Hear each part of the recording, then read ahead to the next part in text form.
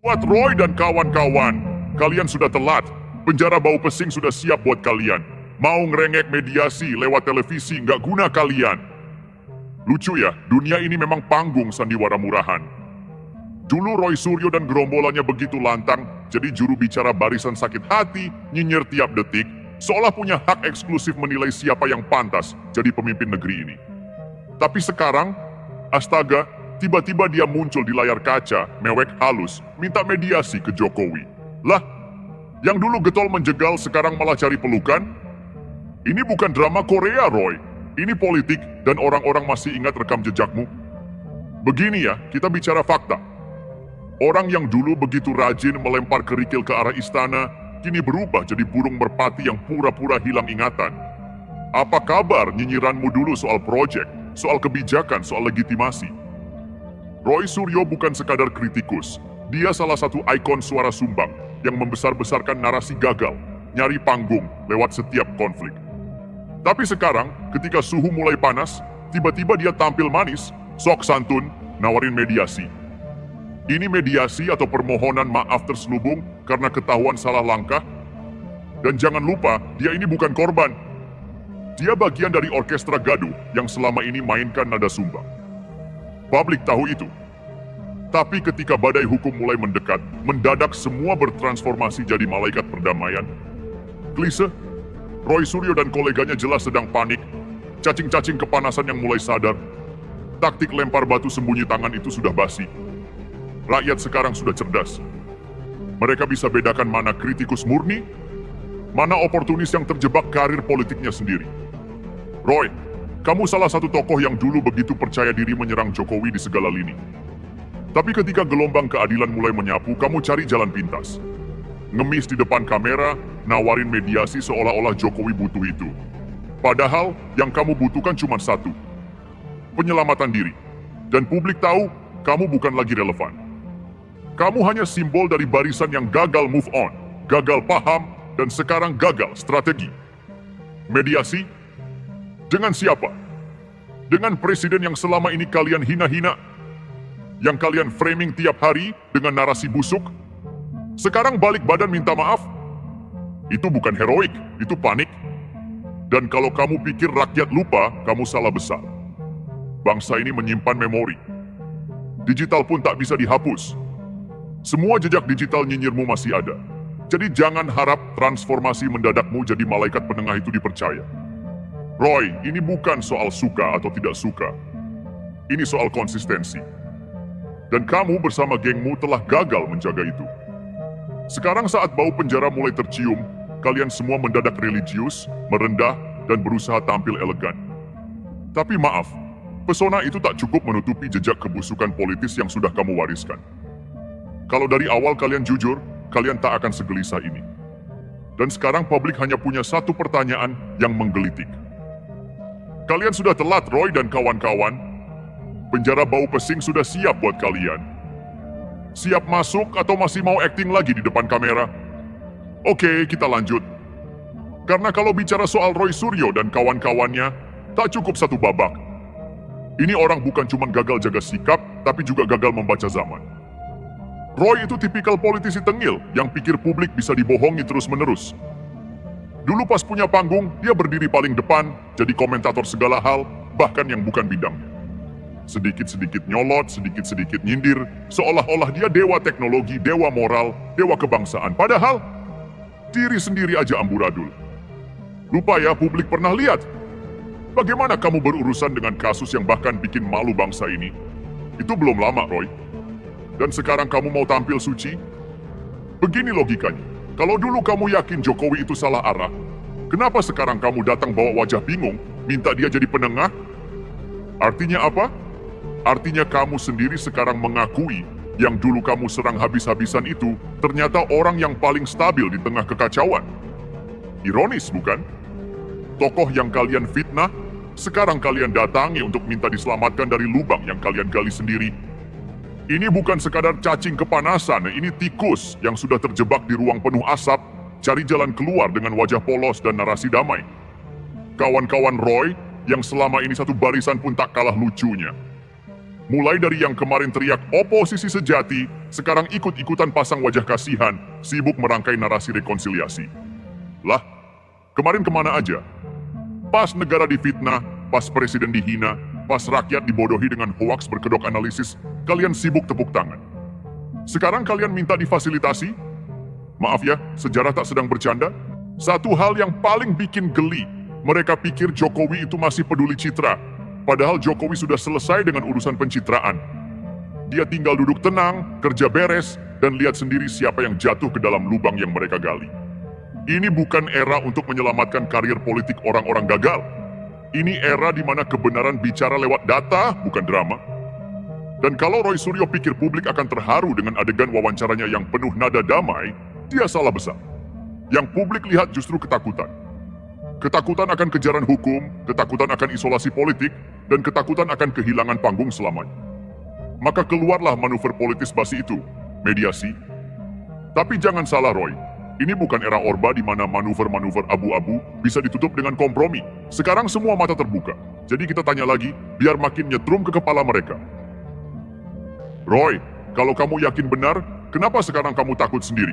Atau jangan-jangan semua yang kamu bangun selama ini cuma panggung kosong yang akhirnya roboh ditimpa dosa-dosa politis yang belum lunas? Dan sekarang, mari kita kupas siapa saja dalang di balik kepanikan masal ini. Roy Suryo bukan aktor tunggal. Dia hanya corong dari barisan gagal total. Yang dulu merasa paling reformis, paling nasionalis, paling tahu arah bangsa. Tapi ternyata cuma gerombolan nostalgia yang tak siap ditinggal zaman. Lihat siapa yang tiba-tiba ikut-ikutan muncul, bicara soal persatuan, rekonsiliasi, bahkan ada yang mendadak religius, ngomongin ukhuwah. Padahal kemarin mulutnya lebih tajam dari sembilu, menyayat reputasi orang seenaknya. Mereka ini dulunya bersorak waktu fitnah politik dimainkan. Mereka tepuk tangan ketika hoax dilempar ke publik demi menggiring opini. Sekarang, mereka semua meringkuk, mengendap-endap di balik panggung, berharap ada yang masih mau ajak mereka duduk semeja. Lucunya, mereka kira Jokowi akan jadi pelampiasan maaf kolektif. Seolah presiden kita ini punya waktu ngurusin luka batin orang-orang yang dulu mengolok-oloknya habis-habisan. Kalian pikir Jokowi itu semacam guru spiritual yang bisa disamperin kapan aja buat minta dimediasi? Ini kepala negara, bukan pengasuh forum reuni kelompok gagal move on. Dan yang lebih gila, manuver ini mereka bungkus seolah-olah demi keutuhan bangsa. Lah, kalian pikir bangsa ini rusak gara-gara siapa? Yang bikin gaduh siapa? Yang main dua kaki siapa? Sekarang kalian bungkus semua kebodohan itu dalam kata rekonsiliasi. Maaf, bangsa ini tak butuh rekonsiliasi dengan penipu. Yang dibutuhkan adalah ketegasan agar kebohongan tak lagi jadi komoditas politik. Roy Suryo dan kroninya itu seperti pemain sinetron yang keburu sadar ratingnya jeblok. Lalu panik, cari simpati, cari panggung baru. Tapi sayangnya rakyat sekarang bukan penonton bodoh. Rakyat tahu mana aktor, mana bajingan. Mana yang bersuara demi bangsa, mana yang bersuara demi cuan. Dan jangan lupakan, media hari ini mencatat semuanya. Dulu kalian bisa sembunyi di balik framing, sekarang jejak digital kalian sudah menghitamkan reputasi. Kalau kalian pikir publik akan mudah lupa, itu penghinaan terhadap kecerdasan rakyat. Jadi sekali lagi saya tanya, kalian ini mau mediasi atau sekadar cari celah biar nggak masuk bui? Mediasi atau minta nafas politik terakhir sebelum ditenggelamkan sejarah? Karena Roy, penjara itu tidak tanya motif. Dia cuma tahu fakta. Dan faktanya, kalian sudah kebanyakan bohong. Dan yang paling bikin geli, mereka sekarang main drama air mata. Bawa-bawa nama rakyat, nama umat, nama demokrasi, padahal yang mereka bela cuma satu, kursi kekuasaan yang lepas dari genggaman. Roy Suryo, dulunya paling cerewet tiap kali ada isu receh, bisa dipelintir. Dari urusan stupa sampai gestur tangan presiden pun dijadikan komoditas nyinyir. Tapi begitu giliran dirinya yang kepepet, suaranya mendadak lembek. Yang dulu hobi teriak, asal bukan Jokowi, sekarang merintih minta dilihat Jokowi. Ironi macam apa ini? Dulu kau pamer keberanian, sekarang mendadak jadi korban sistem. Dan jangan lupa, Roy ini bukan sekadar politisi gagal. Dia simbol dari banyaknya tokoh-tokoh yang dulu merasa di atas angin, sok superior dengan logika benang kusut, yang kini satu persatu merangkak keluar dari lubang persembunyian, berharap dilupakan sejarah. Tapi sayangnya, sejarah itu mencatat. rakyat juga mengingat. Yang lebih kocak lagi, mereka kira dengan 1-2 wawancara bisa lunakkan citra. Dengan gaya sok santun, berbicara seolah negarawan, mereka pura-pura tobat dari dosa politik. Tapi publik kita sekarang bukan sekadar penonton, mereka saksi. Dan saksi tak akan tertipu naskah sinetron usang. Inilah akibat terlalu lama hidup dalam gelembung opini sendiri. Saat kenyataan menampar, kalian kelabakan. Roy dan gengnya pikir bisa nyetir arah wacana seperti dulu, padahal sekarang rakyat sudah memegang setirnya sendiri. Jadi kita balikin pertanyaannya. Kalau dulu kalian bisa nyinyir sepuasnya, kenapa sekarang mendadak kalem? Kalau kalian dulu lantang soal keadilan, kenapa sekarang mendadak pengemis perlindungan? Apa karena jeruji besi mulai terasa dekat? Atau karena kalian tahu pengadilan publik jauh lebih pedas dari pengadilan hukum? Roy, panggung sudah tutup. Tirai sudah jatuh. Dan penonton sekarang cuma menunggu satu hal. Kapan kalian resmi jadi narapidana? Penutupnya tetap sama. Kalian sudah telat, Roy dan kawan-kawan. Penjara bau pesing sudah siap buat kalian. Baik, sekarang mari kita buka babak baru. Komplotan Roy Suryo dan kroni-kroninya. Yang dulu paling getol teriak soal negara gagal, otoritarianisme, bahkan kriminalisasi ulama, kini satu persatu menunjukkan belang aslinya. Bukan pejuang kebenaran, tapi pemburu panggung dan pelindung diri. Kita mulai dari Rismon, yang kerjaannya ngebuntuti setiap isu untuk dibelokkan ke arah penyimpangan kekuasaan. Gaya akademis dibungkus narasi kacau, padahal isinya cuma daur ulang teori konspirasi kelas WhatsApp group. Sekarang, Diameter, atau kalau bersuara, nadanya setengah nyelusup. Dulu berani tuding sana-sini, sekarang takut kena getah sendiri. Lalu Tifatul, ya si mantan menteri, yang dulu viral karena statement absurd soal moral, tapi di saat bersamaan jadi pelindung politik dari kelompok yang hobinya bikin gaduh. Tifa ini simbol kemunafikan elit yang bungkus agama untuk kepentingan politik. Sekarang coba muncul seolah pencerah, padahal track recordnya penuh jejak permufakatan busuk dengan barisan anti pemerintah. Rizal Fadilah pun sama. Mengaku tokoh hukum, tapi setiap analisisnya kental dengan aroma kebencian personal, bukan kajian objektif. Gaya bicara berapi-api tapi kosong substansi. Dari dulu sampai sekarang, polanya tetap. Tunggangi isu SARA, pakai embel-embel agama, lalu mainkan narasi umat tertindas. Sekarang, tak lagi lantang. Karena tekanan hukum sudah dekat, Egy Sujana, si pengacara segala kasus gaduh, pernah koar-koar soal revolusi konstitusi, bahkan mendeklarasikan negara tandingan tanpa dasar hukum. Dulu santai karena merasa dibekingi banyak ormas, tapi sekarang gak selantang dulu. Mungkin mulai sadar permainanmu sudah basi dan hukum gak tidur selamanya. Kurnia, nama ini muncul sebagai suara mahasiswa yang katanya mewakili idealisme. Padahal nyatanya, corong elit politik sakit hati. Kritiknya bukan murni, tapi pesanan. Sekarang narasinya melempem, mungkin karena pesanan makin sepi atau sadar, rakyat sudah muak dengan mahasiswa gadungan yang hanya jadi alat. Riflai Harun ini yang paling menarik.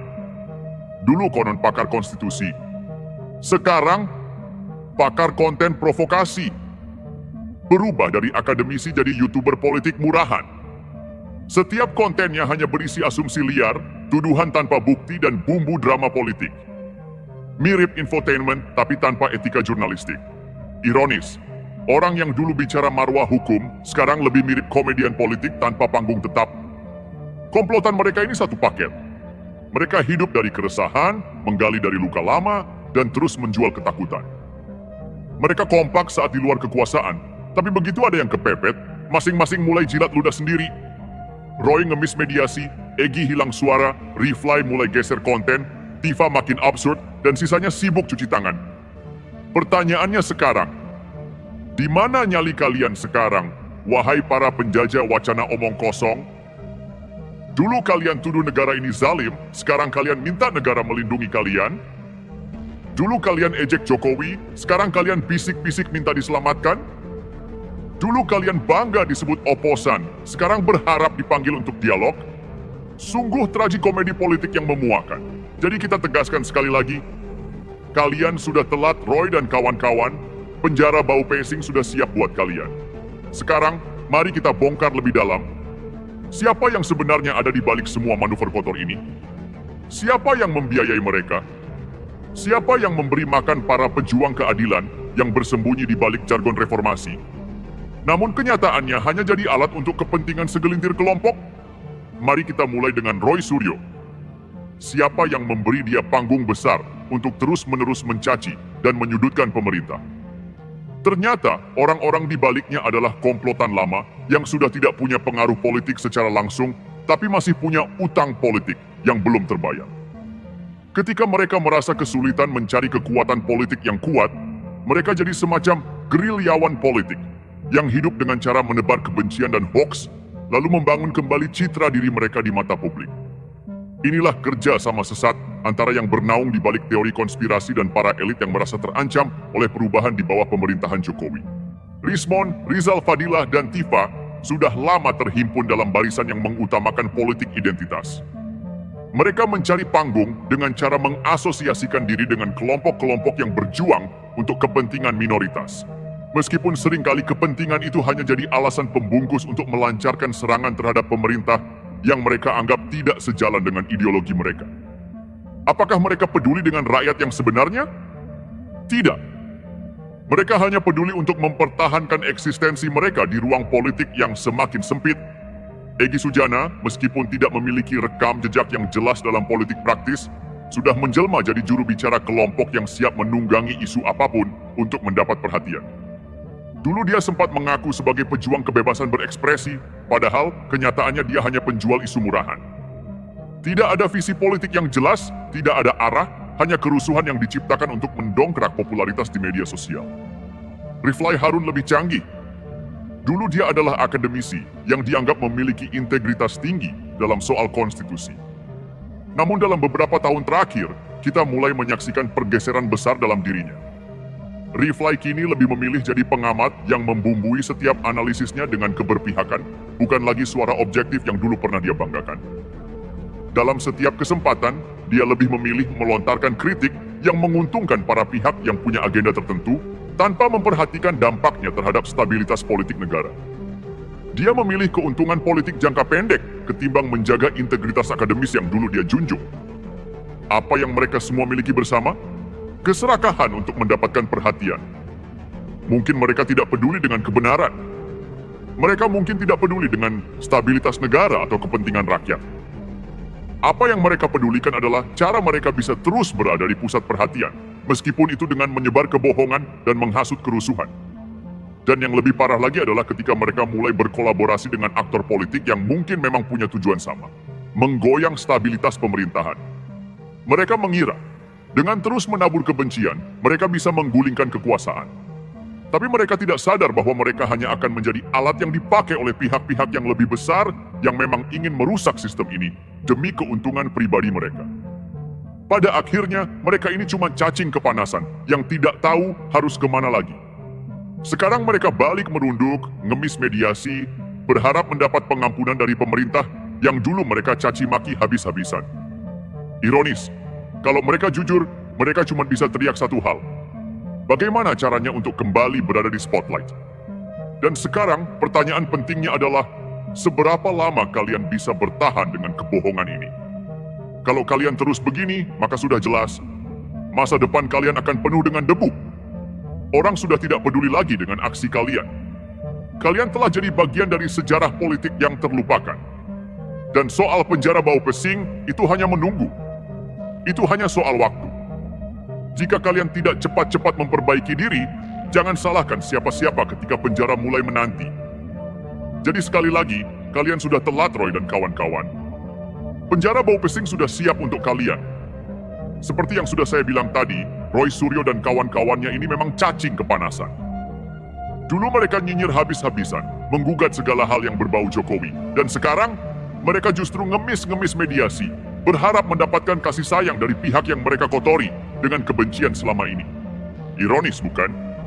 Mereka yang dulu berapi-api menantang, kini malah seperti anak kecil yang merengek minta perhatian. Ternyata mereka lebih butuh panggung daripada logika dan kebenaran. Jadi, apa yang kita lihat hari ini adalah sebuah permainan yang penuh dengan manuver politis murahan, Mereka semua ini tidak lebih dari sekadar pemadam kebakaran pribadi yang hanya berusaha menjauhkan diri dari kobaran api yang mereka sendiri ciptakan. Dan bagi mereka yang masih percaya dengan tingkah laku mereka yang hanya penuh dengan kepentingan pribadi ini, silakan saja. Tapi jangan bilang kita tidak peringatkan. Waktu mereka sudah habis. Kalian sudah telat, Roy dan kawan-kawan. Penjara bau pesing sudah siap untuk kalian. Kalian yang dulu berkoar-koar dengan mulut besar, sekarang malah seperti tikus yang tersudut, mengemis untuk pertolongan. Semuanya terlalu jelas. Semua tak lebih dari sebuah drama politik yang buruk. Jadi buat kalian yang masih berharap pada mereka, pikirkan lagi. Sejarah tak akan memaafkan mereka, dan kalian juga pasti akan melihat akhirnya siapa yang akan ditinggalkan di jalan ini.